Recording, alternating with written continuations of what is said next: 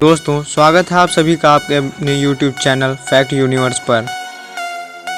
Let's begin random facts third.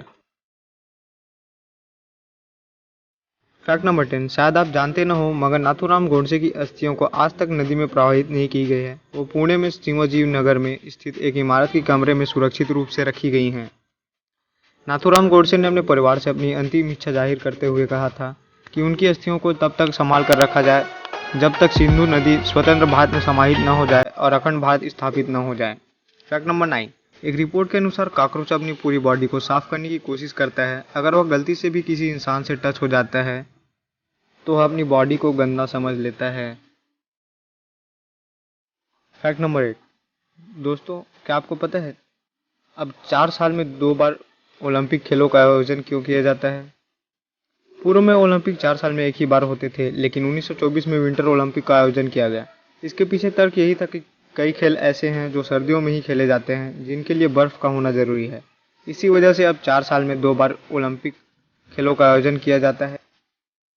Fact number 7। क्या आप जानते हैं जस्टिन बीबर के गाने बेबी ने एक बार एक आदमी को भालू से बचाया।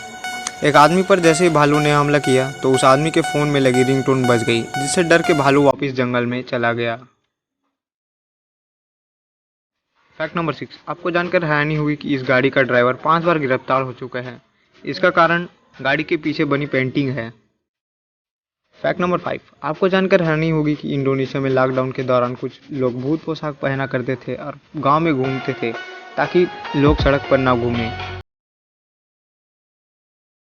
Fact number 4। क्या आप जानते हैं कि गूगल के मुताबिक फोटोग्राफर एलन ने इस शॉट को लेने के लिए 6 साल लगा दिए और 7,20,000 बार प्रयास किया। Fact number 3। 1932 में ऑस्ट्रेलिया की सेना और पक्षियों के मध्य युद्ध हुआ था, जिसे द ग्रेट एमू वॉर के नाम से जाना जाता है, जिसमें ऑस्ट्रेलिया सेना हार गई थी। Fact number 2। यूएई ने 50 डिग्री तापमान की आग से बचने के लिए ड्रोन की मदद से आर्टिफिशियल बारिश करवाई। चलिए जानते हैं उन्होंने ऐसा कैसे किया। बादलों में इलेक्ट्रिक चार्ज को छोड़ने के लिए एक ड्रोन का इस्तेमाल यहाँ किया गया। इससे बादलों को बिजली का जोर का झटका दिया जाता है, जिससे बादलों में फ्रिक्शन यानी घर्षण पैदा होती है। ये फ्रिक्शन पानी की बूंदों को एक साथ जोड़ने में मदद करता है, जिसकी वजह से बारिश होती है। Fact number 1। क्या आप जानते हैं आखिर कोको कोला साल में एक बार पीले रंग का ढक्कन क्यों बनाती है?